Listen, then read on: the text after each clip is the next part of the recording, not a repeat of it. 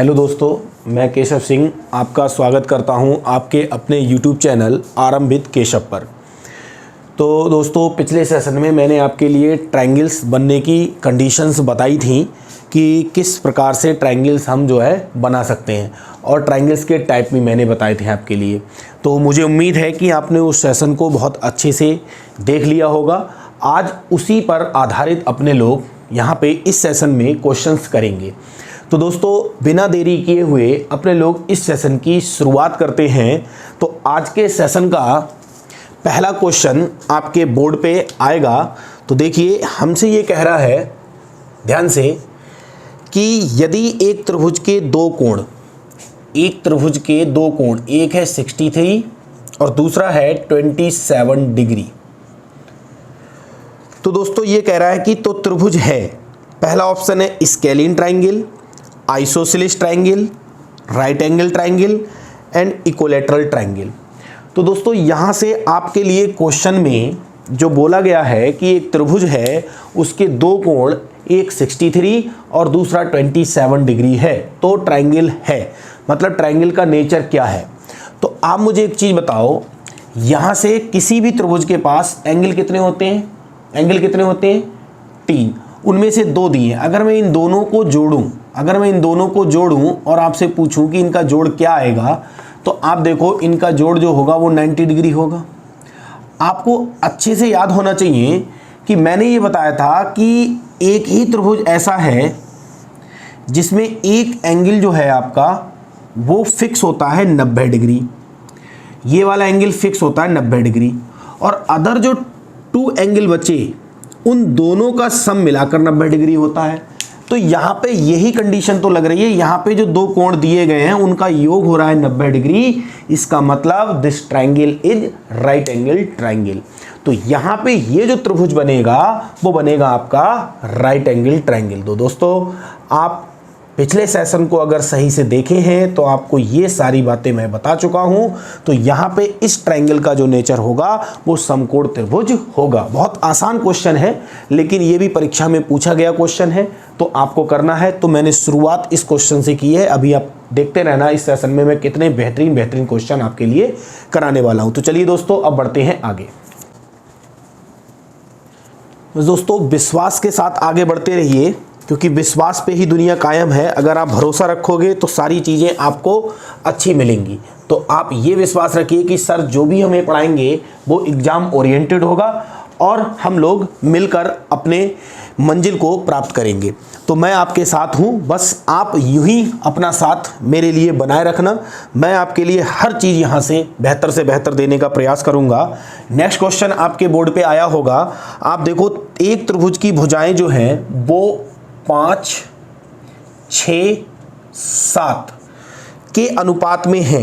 तो यहाँ भी त्रिभुज का हमें नेचर ही बताना है। पहला ऑप्शन है एक्यूट एंगल ट्रायंगल, दूसरा राइट एंगल ट्रायंगल, तीसरा ऑब्ट्यूस एंगल ट्रायंगल, और चौथा आइदर एक्यूट और राइट एंगल।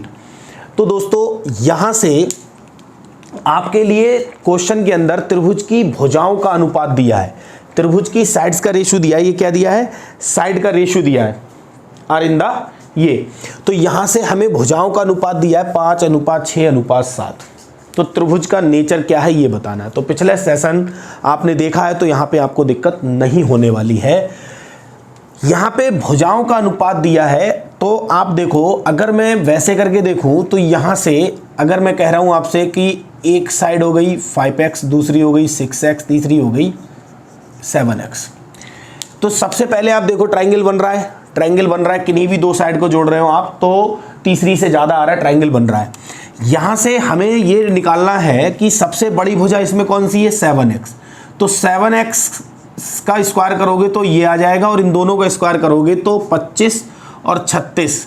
तो आपके यहाँ से 25 और 36 ये जोड़ोगे तो आपके हो जाएंगे 61। तो 61x स्क्वायर ये हो गया। तो जहाँ पे ये चीज़ जो आ रही है ना, मैंने पिछले सेशन में बताया था कि अगर 2 छोटी भुजाओं के वर्गों का योग तीसरी बड़ी भुजा के वर्ग से ज़्यादा आता है तो वहाँ पे हमारा जो ट्रायंगल होता है वो एक्यूट एंगल ट्रायंगल होता है। तो इस क्वेश्चन का जो आंसर है वो दोस्तों एक्यूट एंगल ट्रायंगल है। तो आपके ऑप्शन में जो पहला आंसर है वही आपका राइट है इस क्वेश्चन के अकॉर्डिंग। तो दोस्तों मुझे उम्मीद है कि मैं जो आपको समझाने का प्रयास यहाँ पे कर रहा हूँ वो आपको समझ में आ रहा होगा। अब बढ़ते हैं दोस्तों नेक्स्ट क्वेश्चन की तरफ।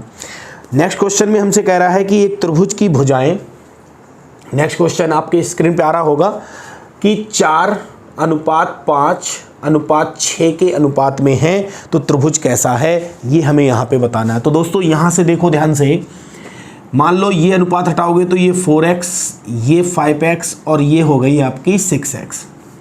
हमें नेचर पूछा है तो हमें नेचर बताना है। यहाँ से दो छोटी भुजाओं का वर्ग करो आप, ये हो जाएगा 4 का 16x², 5 का 25x² और इसका हो जाएगा 36x²। तो देखने से आपको ये लग रहा है कि इनका मान जो आएगा वो ज़्यादा आएगा, इनका मान जो आएगा वो ज़्यादा आएगा। तो जो कंडीशन यहाँ लग रही थी वही कंडीशन यहाँ लग रही है कि दो छोटी भुजाओं के वर्गों का योग तीसरी बड़ी भुजा के वर्ग से क्या आ रहा है, ज़्यादा आ रहा है। तो इस क्वेश्चन का आंसर भी दोस्तों क्या होगा, एक्यूट एंगल ही होगा, एक्यूट एंगल ट्रायंगल। तो इस क्वेश्चन का भी आंसर आपका एक्यूट एंगल ट्रायंगल है। तो दोस्तों ऐसे क्वेश्चन आपकी परीक्षाओं में निरंतर पूछे जा रहे हैं, तो आपको भी इस प्रकार के जो भी क्वेश्चन बनेंगे उन पे बहुत ही अच्छे से प्रैक्टिस करके आगे बढ़ना है। तो दोस्तों अब बढ़ते हैं आगे। तो आइए दोस्तों, यहां हमसे ये कह रहा है कि यदि एक त्रिभुज की भुजाओं का अनुपात 7:24:30 दिया है तो त्रिभुज है। तो ये मान लो अनुपात हटाओगे तो ये हो गया 7x, क्योंकि रेशियो में पढ़ा चुका हूँ, आपको बताया है मैंने ये, और ये हो गया 30x। तो इसमें सबसे बड़ी भुजा कौन सी दोस्तों, तो आप कहोगे 30x। इसका स्क्वायर करोगे तो हो जाएगा 900x², 24 का हो गया आपका 576x² और प्लस इसका हो गया 49x²।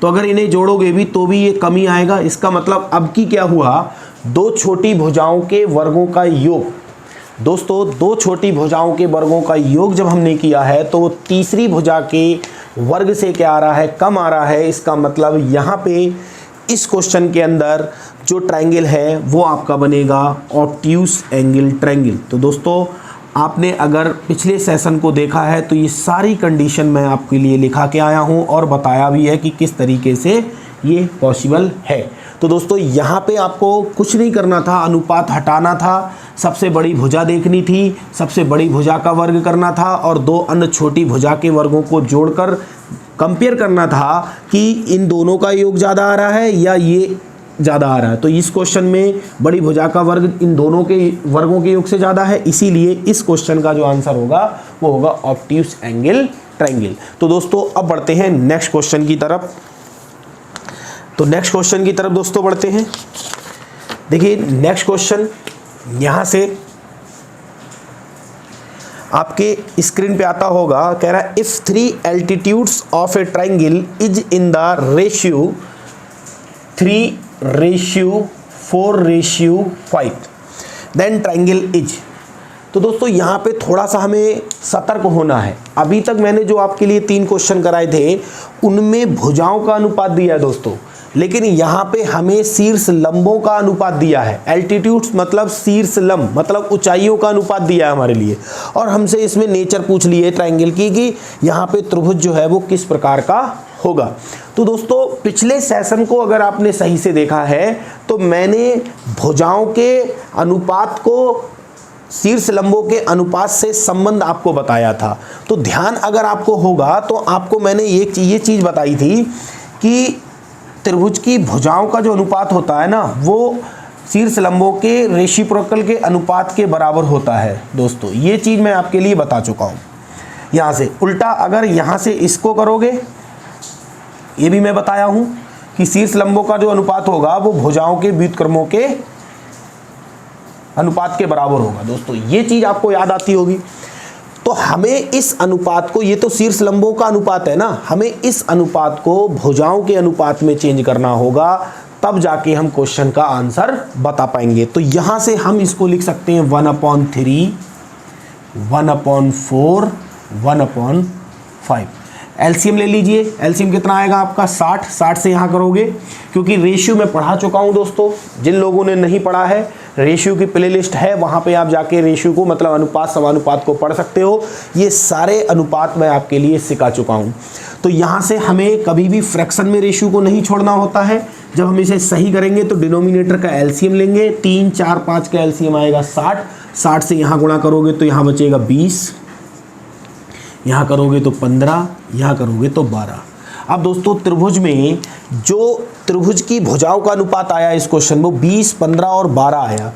इसमें आप इसको लिख सकते हो 20x, 15x और 12x। तो इसमें सबसे बड़ी भुजा कौन सी है? ये है। इसका वर्ग करोगे तो 400x², इसका 225 होता है और इसका 144x² होता है। तो दोस्तों इन दोनों को जोड़ोगे तो भी ये इसके बराबर नहीं आ रहे, इसका मतलब यहाँ पे ये ज़्यादा आ रहा है। आप देख लो, ये ज़्यादा आ रहा है। तो कहीं ना कहीं हमारे इस क्वेश्चन का जो आंसर है वो ऑब्ट्यूज एंगल ट्रायंगल है। नहीं है, ऑब्ट्यूज एंगल ट्रायंगल है। क्यों? क्योंकि दो छोटी भुजाओं के वर्गों का योग तीसरी बड़ी भुजा के वर्ग से क्या आया? कम आया। इसीलिए इस ट्रायंगल की जो नेचर है वो ऑब्ट्यूज एंगल ट्रायंगल है। यहाँ ये गलती मत कर देना कि 5 का वर्ग 25 और 3 का वर्ग 9, 4 का वर्ग 16, 16 और 9 25 बराबर 25 मतलब राइट एंगल ट्रायंगल मार दो, तो ये गलती हो जाएगी। ये बात आप हमेशा ध्यान रखना, क्योंकि ये एल्टीट्यूड्स का है। एल्टीट्यूड्स का रेशियो हमेशा भुजाओं के रेसिप्रोकल के रेशियो के बराबर होता है। तो हमें इस क्वेश्चन में जो एल्टीट्यूड्स का रेशियो दिया था, पहले उसे हमें साइड्स के रेशियो में कन्वर्ट करना है, उसके बाद हमें अपने आंसर को प्राप्त करना है। तो दोस्तों इस क्वेश्चन का आंसर जो आएगा वो राइट एंगल ट्रायंगल आएगा। अब बढ़ते हैं दोस्तों नेक्स्ट क्वेश्चन की तरफ। आइए दोस्तों, नेक्स्ट क्वेश्चन में हमसे ये कह रहा है कि यदि किसी त्रिभुज के 3 कोणों का माप, यहाँ पे एंगल का रेशियो दिया है वो ये दिया है, हमसे कह रहा है तो त्रिभुज बताइए किस प्रकार का है। तो दोस्तों अभी तक हमें साइड्स का रेशियो दिया था, एल्टीट्यूड्स का रेशियो दिया था, लेकिन अब हमारे लिए यहाँ पे त्रिभुज के एंगल्स का रेशियो दे दिया है। तो आपको पता है कि किसी भी त्रिभुज में 3 ही कोण होंगे, उन तीनों कोणों का रेशियो हमारे लिए यहाँ से दिया है। तो हमसे कह रहा है त्रिभुज किस प्रकार का होगा। आप बताओ, अगर मैं इन सभी को जोड़ता हूं तो 18 यूनिट आ रहा है, और 18 यूनिट त्रिभुज के तीनों आंतरिक कोणों का योग किसके बराबर होगा? 180। तो दोस्तों ये 180, तो 1 यूनिट की वैल्यू कितनी आ गई? ये रेशियो पढ़ाया तो वहाँ बताया है मैंने, तो आपका आ गया यहाँ पे 10। तो अगर मैं पहले एंगल की बात करूँगा तो ये 10 यहाँ गुणा कर दो, यहाँ 10 से गुणा कर दो, यहाँ 10 से गुणा कर दो, तो 80, 70 और 30। तो आप बताइए, एक त्रिभुज ऐसा है जिसके तीनों कोणों का मान, एक का 30 आया, एक का 70 आया, एक का 80 आया, तीनों कोणों का मान अलग अलग आया। ऑप्शन हमें दिए राइट एंगल, आइसोसेलेस, न्यून कोण या अधिक कोण। तो दोस्तों यहाँ से तीनों कोण अलग अलग है। आपका स्केलिंग तो दिया ही नहीं है, तो इसके अंदर आपका ये वाला इस तरीके से तो बनेगा। मतलब एक ऐसा त्रिभुज जिसके तीनों कोणों का मान 0 डिग्री से बड़ा और 90 डिग्री से क्या होता है? ज़्यादा होता है। वो त्रिभुज आपका क्या कहलाता है? न्यून कोण त्रिभुज। तो दोस्तों इस क्वेश्चन का जो आंसर आएगा वो आएगा एक्यूट एंगल ट्रायंगल। तो दोस्तों अगर आपने एक एक चीज़ को सही से पढ़ रखा है ना, तो कहीं भी आपको दिक्कत नहीं होने वाली है। तो इस क्वेश्चन का जो आंसर आ गया वो आया एक्यूट एंगल ट्रायंगल, क्योंकि इसमें स्केलिन ट्रायंगल दिया नहीं है, तो एक्यूट एंगल ट्रायंगल दिया है। एक्यूट एंगल ट्रायंगल का ही ईच एंगल जो होता है less than 90 degree and more than 0 degree. तो चलिए दोस्तों अब बढ़ते हैं नेक्स्ट क्वेश्चन की तरफ। तो दोस्तों अगले क्वेश्चन में हमसे कह रहा है कि त्रिभुज के सबसे बड़े और सबसे छोटे कोणों के बीच अंतर, जिनके कोण दिए हैं इस अनुपात में। तो सबसे बड़े और सबसे छोटे कोण का अंतर निकालना है। सबसे पहले तो आप इन तीनों को जोड़िए, तो 4 3 7 और 8 15। यहाँ से दोस्तों 15 यूनिट की वैल्यू आपकी 180 होगी, क्योंकि तीनों कोणों का योग 180। 1 यूनिट की दोस्तों वैल्यू निकालोगे तो आएगी 12। तो इसमें सबसे बड़ा कोण तो ये हो गया, सबसे बड़ा कोण ये हो गया, सबसे छोटा ये हो गया। इनका अंतर पूछा है ना, 8 और 3 का अंतर 5, 5 गुणा 12 मीन्स यहाँ से 60 डिग्री। तो छोटे बड़े और सबसे छोटे कोण का जो अंतर आ रहा है वो आ रहा है 60 डिग्री। तो दोस्तों इस क्वेश्चन का आंसर है बी। आपका कितना आ गया? 60 डिग्री। तो दोस्तों ऐसे क्वेश्चन आपकी परीक्षाओं में लगातार पूछे जा रहे हैं, तो आपको भी इन क्वेश्चन पे प्रैक्टिस करके जाना है, जिससे आप भी इन क्वेश्चन को आसानी से कर पाओ। तो चलिए दोस्तों अब देखते हैं नेक्स्ट क्वेश्चन के लिए। तो यहाँ से आप एक चीज़ समझ रहे होंगे कि अभी तक जो भी आपको मैंने इस सेशन में पढ़ाया आपके लिए, कहीं कोई चीज़ कठिन नहीं है। कठिन तब कोई चीज़ होती है जब हम उसके बारे में कुछ नहीं जानते हैं। आप खुद सोचो, आपको मैं अगर कोई भी शब्द ऐसा बोलूं जो आज तक मतलब अभी तक आपने अपनी आंखों से नहीं देखा है, अपने कानों से नहीं सुना है, तो आप 100% उसमें कुछ ना कुछ गलती जरूर कर दोगे। तो दोस्तों अगर आपको किसी भी चीज़ को सीखना है, समझना है, तो सबसे पहले आपको उसे देखना और सुनना होता है। अगर आप देखना और सुनना नहीं चाह रहे हो, नहीं करते हो, नहीं देख पाते हो, नहीं सुन पाते हो, तो कहीं ना कहीं वो चीज़ आपको हमेशा दिक्कत देगी ही देगी। तो जो भी क्वेश्चन है, जो भी टॉपिक है, अगर आप अपनी आंखों के सामने से नहीं गुजारोगे तो कहीं ना कहीं वो टॉपिक आपको दिक्कत देगा ही देगा। तो ये जो चीज़ें हमें आसान इसलिए लग रही हैं क्योंकि हमने इन चीज़ों पे पिछले सेशन में अच्छे से प्रैक्टिस की है, अच्छे से इन चीज़ों को सीखा है, इसीलिए यहाँ पे हमें कोई भी दिक्कत नहीं हो रही है। तो अब दोस्तों मैं आपके लिए यहाँ से जो लगातार परीक्षाओं में क्वेश्चंस पूछे जा रहे हैं उनके बारे में यहाँ पे मैं एक क्वेश्चन आपके लिए बताऊंगा। उसी क्वेश्चन के आधार पे अपने लोग बहुत सारे क्वेश्चन करने वाले हैं। तो चलिए दोस्तों बढ़ते हैं आगे।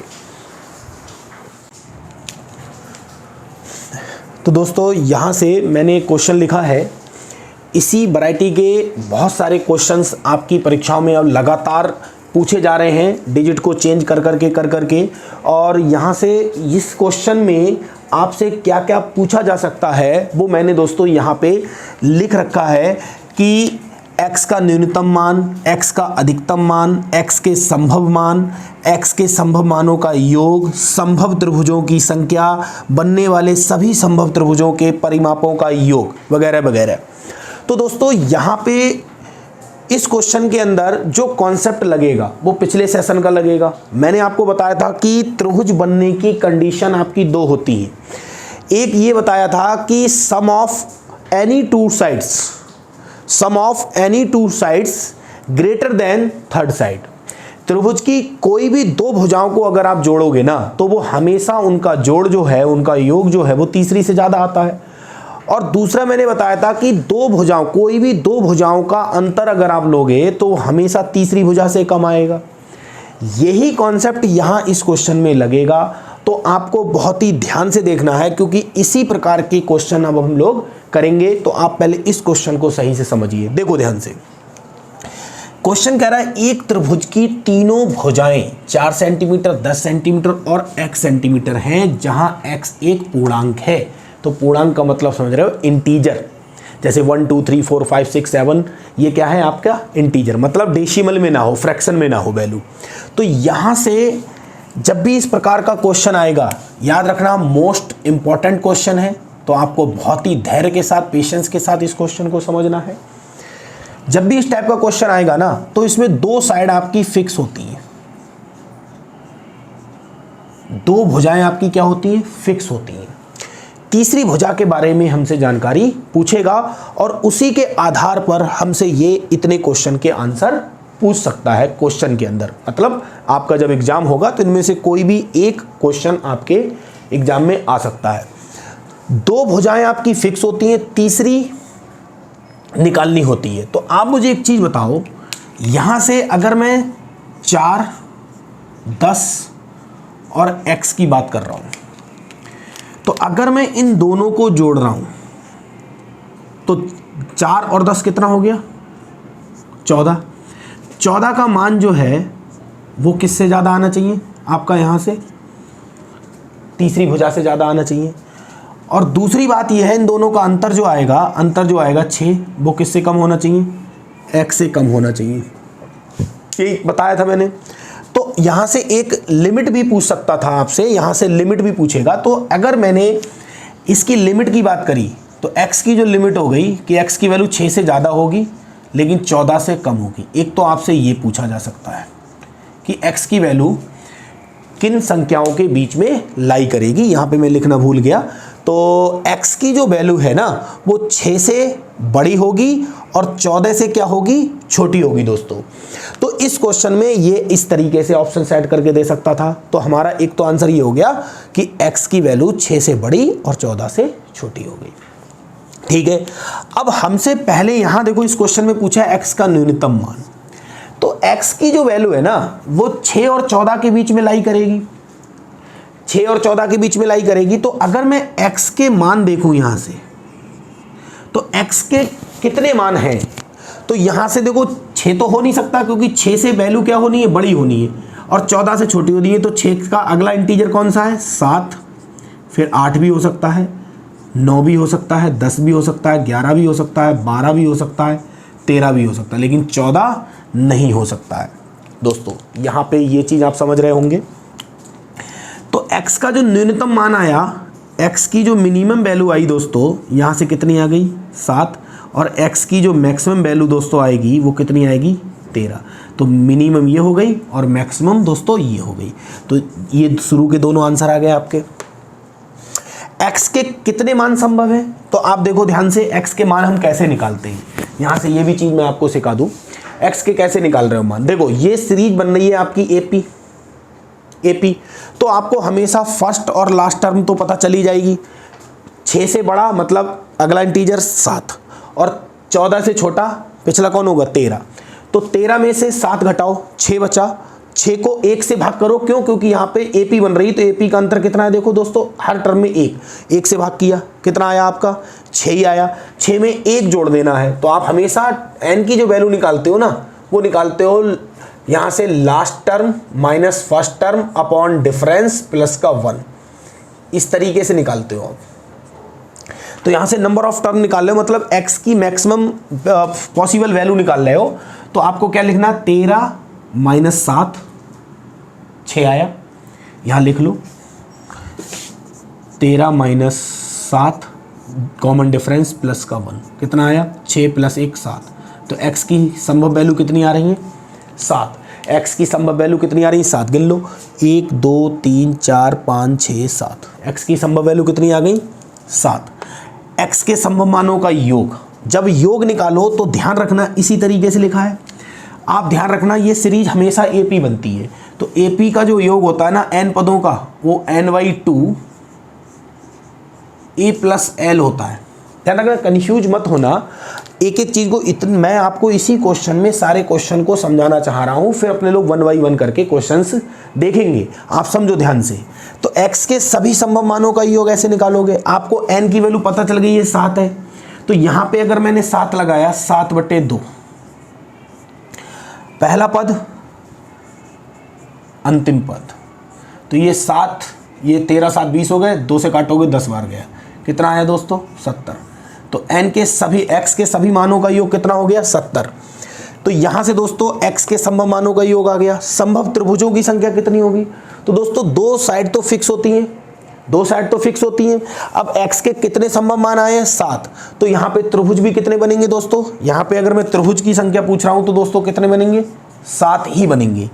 अब बनने वाले सभी त्रिभुजों का जो परिमाप है उनका योग कैसे निकालोगे, तो दोस्तों यहाँ से मैं आपके लिए एक एक करके समझाने का प्रयास कर रहा हूँ। तो बस आपको सही तरीके से सारी चीज़ों को 1 बाई 1 करके समझना है।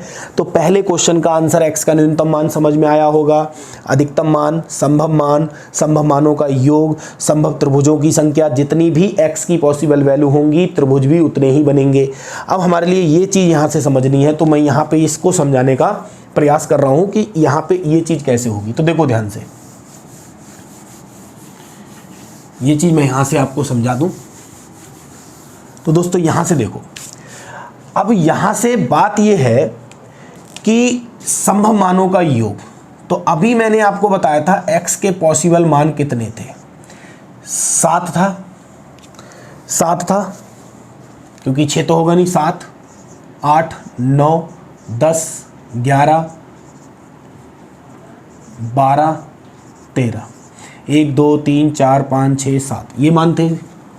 तो यहाँ पे x की वैल्यू देखो ध्यान से, x की वैल्यू ये 4 10, तो यहाँ 7 हो सकती है, फिर 4 10 8 भी हो सकती है, 4 10 9 भी हो सकती है, 4 10 10 भी हो सकती है, 4 10 11 भी हो सकती है, 4 10 12 भी हो सकती है, 4 10 13 भी हो सकती है। तो दोस्तों यहाँ से ये सभी त्रिभुज हो गए, 3 भुजाएं हो गई, एक त्रिभुज, 2 3 4 5 6 7। इनमें 2 भुजाएं क्या है दोस्तों, ये कॉमन है, हमेशा रहेंगी क्योंकि 2 भुजाएं फिक्स होती हैं।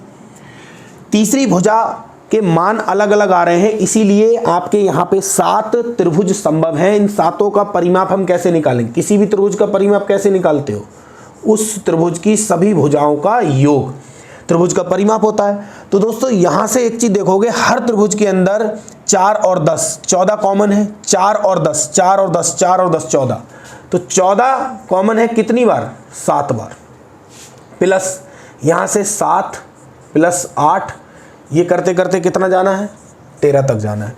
तो 14 सत्ते दोस्तों कितना हो गया, ये हो गया 98, प्लस ये जोड़ोगे आप तो पद 7 है, 7/2 7 अंतिम पद ये, तो ये इससे कट जाएगा 10 बार, 7 दाई 10 और 98 इधर जोड़ोगे आपका तो ये हो जाएगा 168। तो दोस्तों यहाँ पे त्रिभुज के जितने भी इस क्वेश्चन के अंदर त्रिभुज बन रहे हैं उन सभी के परिमापों का योग अगर निकाल रहे हो तो आपका दोस्तों आ रहा 168। तो दोस्तों मैंने यहाँ पे पूरी कोशिश करी है आपको इस टाइप के क्वेश्चन को समझाने की कि इसमें कितने वैरायटी के क्वेश्चन आपसे पूछे जा सकते हैं आपकी परीक्षा के अंदर। तो मैं यहाँ से आपको यही जगाना चाह रहा हूँ कि इन प्रकार के क्वेश्चन पे भी आपको हाथ साफ करने की आवश्यकता रहेगी, नहीं तो आप दिक्कत रहोगे। देखो ज्योमेट्री मैंने बताया है कि बहुत डेप्थ है, बहुत ही धैर्य के साथ पढ़ने की ज़रूरत है। हर चीज़ आप यहाँ पे नहीं पढ़ सकते, लेकिन जो भी पढ़ो वो सॉलिड पढ़ो, सही तरीके से पढ़ो कि जब हम एग्जाम में बैठे, एग्जाम हॉल में बैठे और हमारे सामने क्वेश्चन पेपर आए तो हम क्वेश्चंस को देखकर घबराएं ना, क्योंकि अगर हम ये पता करके जाएं कि हमें पढ़ना क्या है, मतलब जैसे जो पैटर्न पे हमारे क्वेश्चन एग्जाम में आ रहे हैं, क्योंकि गणित का कोई सीमा ही नहीं है, कितना पढ़ोगे आप। यहाँ तो एकेडमिक लेवल में आपने देखी है कितनी पढ़ी है, लेके शुरू से लेके और BSc MSc PhD net JRF जाने क्या क्या कर लो, लगातार पढ़ते ही चले जाओ, कहीं कोई कमी नहीं है मैथ की। तो उतनी मैथ हमें नहीं पढ़नी, यहाँ साफ साफ लिखा है 10th स्टैंडर्ड की मैथ।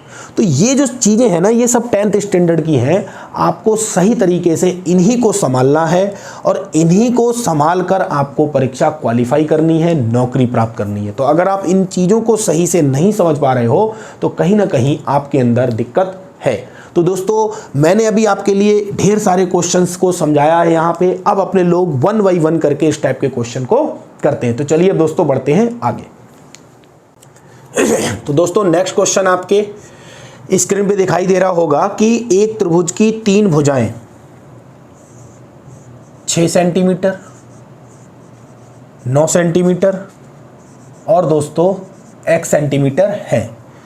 तो x का अधिकतम पूर्णांक मान है।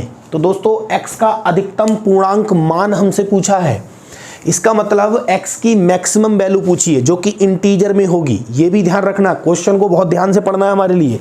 तो मैंने बताया था हमेशा इस प्रकार के क्वेश्चन में 2 साइड आपकी फिक्स करेगा, तीसरी साइड की वैल्यू वो कुछ भी पूछ सकता है, जो भी मैंने लिखाई थी।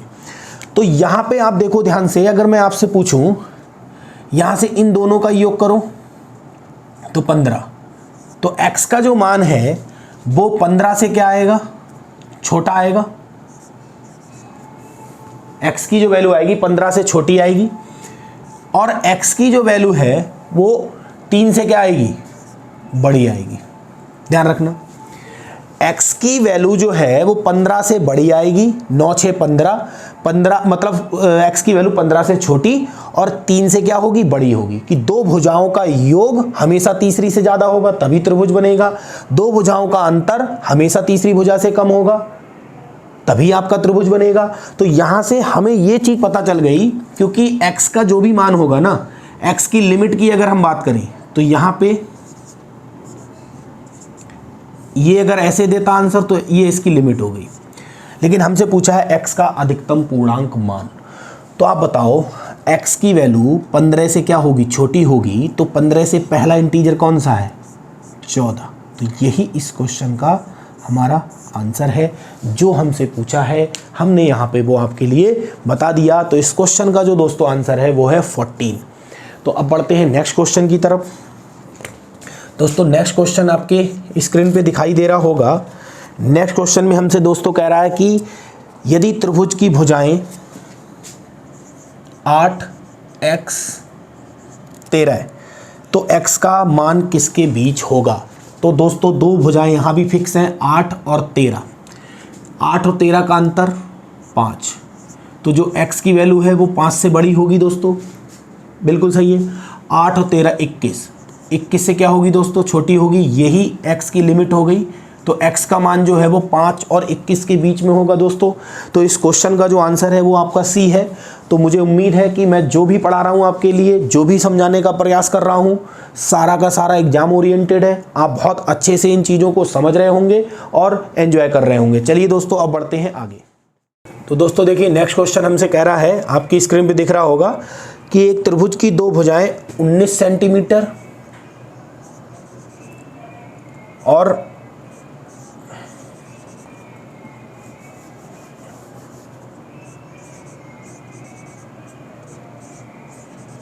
10 सेंटीमीटर है। तीसरी भुजा के कितने मान संभव है जहां तीसरी भुजा की लंबाई एक पूर्णांक है। देखो साफ साफ हमसे कह दिया है यहां से, तीसरी भुजा के कितने मान संभव हैं जहां तीसरी भुजा की लंबाई एक पूर्णांक है। तो इसमें भी आपके दो साइड फिक्स हो गए। मान ले रहे हैं तीसरी भुजा x सेंटीमीटर है, x सेंटीमीटर है, ठीक है। तो आप मुझे एक चीज बताओ, यहां जो x की वैल्यू होगी वो इन दोनों के डिफरेंस से बड़ी होगी और इन दोनों के डिफरेंस से छोटी होगी नहीं होगी दोस्तों। तो यहां से अगर मैं कहूं कि x के कितने मान संभव होंगे, तो यहां से देखोगे x का मान 9 से क्या होगा, छोटा होगा, 9 से क्या होगा, बड़ा होगा। यहां देखो ध्यान से, 9 से क्या होगा, बड़ा होगा, और 29 से छोटा होगा। 9 से बड़ा कौन होगा, 10, फिर 11, 12, ऐसे करते करते कहां तक जाओगे, 28 तक जाओगे। अब हमें तो x के संभव मान पूछे है ना, तो ये भी देखो AP बन रही है। लास्ट टर्म क्या है, 28 में से 10 घटाओ, डिफरेंस से, कॉमन डिफरेंस से डिवाइड करो, 1 जोड़ दो।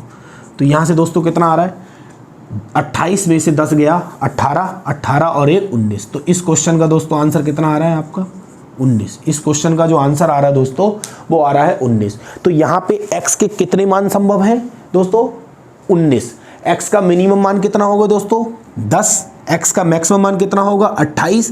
जो भी आपसे इसमें पूछेगा, अगर आपने ये चीज़ निकाल ली, लिमिट निकालना आप सीख गए, तो क्वेश्चन में कुछ भी नहीं रहता है, आप आराम से क्वेश्चन का आंसर बना लोगे। तो मुझे उम्मीद है कि मैंने अभी आपको ये क्वेश्चन समझाया, इसका आंसर 19 आया, आपको अच्छे से समझ में आ गया होगा। अब दोस्तों बढ़ते हैं नेक्स्ट क्वेश्चन की तरफ। दोस्तों कह रहा है एक त्रिभुज की दो भुजाएं 15 सेंटीमीटर 12 सेंटीमीटर हैं। यदि तीसरी भुजा एक पूर्णांक है तो तीसरी भुजा के सभी संभावित मानों का योग ज्ञात कीजिए। सभी संभावित मानों का योग ज्ञात करना है। मान ले रहे हैं जो तीसरी भुजा है वो x सेंटीमीटर है, तो x की जो वैल्यू है वो इन दोनों के डिफरेंस से क्या होगी, डिफरेंस इनका 3 होगा, 3 से बड़ी होगी, लेकिन 27 से क्या होगी, छोटी होगी।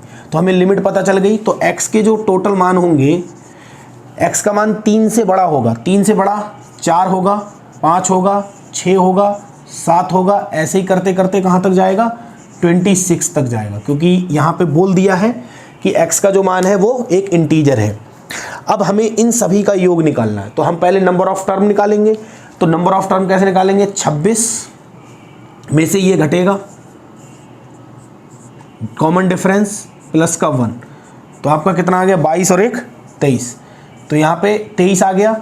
अब अगर हमें सम निकालना है तो हम AP के n पदों का सम निकालते हैं, n/2 मतलब 23/2 पहला पद प्लस अंतिम पद, तो ये 30 होगा, 30 से ये कट जाएगा आपका 15 बार, तो 15 तियाँ 45 के 5 हासिल 4, 15 दूनी 30 और 4 34। तो दोस्तों इस क्वेश्चन का जो आंसर आ रहा है वो 345 आ रहा है। यहाँ पे x के सभी संभव मानों का जो योग आया, सभी संभव मानों का जो योग आया वो आपका 345 आया। तो अभी तक आप देख रहे हो एक ही पैटर्न के क्वेश्चन चल रहे हैं। अगर आपने क्वेश्चन का पैटर्न अब समझ लिया है तो आपको अब दिक्कत नहीं होगी। कॉन्सेप्ट तो मैं पिछले ही सेशन में आपको समझा दिया था। यहाँ पे लगातार ये क्वेश्चन आपकी परीक्षाओं में पूछे जा रहे हैं, तो मुझे ऐसी उम्मीद है कि आप भी इन क्वेश्चन को भली भांति समझ चुके हैं। अब बढ़ते हैं दोस्तों नेक्स्ट क्वेश्चन की तरफ। दोस्तों जो नेक्स्ट क्वेश्चन है आपके स्क्रीन पे दिख रहा होगा, इसमें ये कह रहा है कौन सा संख्या समूह एक त्रिभुज की भुजाओं की लंबाइयों को दर्शाता है। ये आपसे पूछा गया है कि कौन सा संख्याओं का समूह त्रिभुज की भुजाओं की लंबाइयों को दर्शाता है। सीधी सीधी बात ये पूछना चाह रहा है कि कौन से पेयर से आपका त्रिभुज बन सकता है, यहाँ से ये पूछ रहा है। तो आप देखो ध्यान से, अगर मैं देखूंगा तो यहाँ पे 4 और 13 जोड़ोगे तो 17 आएगा, 17 के 17 बराबर हो जाएगा। इसका मतलब इससे त्रिभुज बन ही नहीं सकता है, बन ही नहीं सकता है। यहाँ देखो इन दो भुजाओं को जोड़ रहे हो तो 17 और 6 23 हो रहा है, ज़्यादा है। दो भुजाओं का अंतर देखो ध्यान से, यहाँ से अगर मैं यहाँ से दो भुजाओं का अंतर देख रहा हूँ तो तीसरी से कम आ रहा है। यहाँ देखो अगर मैंने 16 और 7 को जोड़ा तो यहाँ पे कितना हो गया आपका 23, जो कि कम आ रहा है, ये नहीं हो सकता। यहाँ देखो अगर मैं इन दोनों भुजाओं को जोड़ रहा हूँ तो भी आपका क्या आ रहा है, कम आ रहा है। इसका मतलब ये भी नहीं हो सकता। इसका मतलब ये हमारा आंसर इस क्वेश्चन का सही है। केवल एक ही संख्या समूह सही है जो त्रिभुज की भुजाओं को प्रदर्शित करेगा, क्योंकि इसी से आपका ट्रायंगल बनेगा। बाकी इन 3 ऑप्शन में से किसी से भी ट्रायंगल नहीं बनेगा। तो दोस्तों ये चीज़ें हम तब कर पा रहे हैं ना जब हम मतलब इनके कॉन्सेप्ट को पढ़ चुके हैं। जब हम कॉन्सेप्ट ही नहीं पढ़े होंगे तो फिर ये क्वेश्चन कैसे बन जाएंगे, नहीं बनेंगे। ये भी आपका परीक्षा में पूछा गया क्वेश्चन है। तो उम्मीद है आपको समझ में आ रही होंगी सारी बातें। तो दोस्तों आज का सेशन आपको कैसा लगा? मैंने पूरा प्रयास किया है आपको इस सेशन में अच्छे अच्छे क्वेश्चंस कराने के, अच्छे अच्छे पैटर्न बताने का। तो आपका काम ये है कि मैं जो भी पढ़ाऊँ आपके लिए उसको आप प्रॉपर तरीके से देखिए और नोट्स बनाइए अपने, क्योंकि बिना नोट्स बनाए, बिना प्रॉपर तरीके देखे आपका कुछ नहीं हो सकता है। आप अगर 1-2 वीडियो देखोगे तो कहीं ना कहीं आप दिक्कत में रहोगे, आपका कुछ नहीं होगा। तो आपको एक जगह स्थिर होके अपनी पढ़ाई को कंटिन्यू रखना होगा, तभी आप कुछ कर पाओगे। अगर आप इधर उधर भटकोगे तो दिक्कतें रहेंगी ही रहेंगी। देखो पढ़ने के लिए हर मास्टर, हर व्यक्ति एक ही चीज़ पढ़ा रहा है, ये बात आप समझ लेना। देखो सवाल वही है, कॉन्सेप्ट वही है, सब कुछ वही है। बस केवल और केवल अंतर इतना सा होता है कि कौन किस तरीके से डिलीवर कर रहा है चीज़ों के लिए। बाकी आप सोचो कि कुछ अलग है तो अलग कुछ भी नहीं है। आप चाहे भारत के किसी भी कोने पर जाके पढ़ के आ जाओ, आपको हर जगह की पढ़ाई आपको एक जैसी मिलेगी। बस पढ़ाने वालों में थोड़ा बहुत डिफरेंस होता है। तो आपको अगर मेरी पढ़ाई सही लग रही है तो कंटिन्यू मेरे साथ रहिए, और अगर मेरी सही नहीं लग रही है तो जहां भी आपको सही लग रही है तो आप वहां पे कंटिन्यू रहिए। अपना टाइम वेस्ट बिल्कुल ना करिए। तो अपने लोगों ने आज के सेशन में जो भी सीखा आप अच्छे से उस पर प्रैक्टिस करना। तो आज के सेशन को अपने लोग यहीं पे रोकते हैं, मिलते हैं नेक्स्ट सेशन में। तब तक के लिए नमस्कार।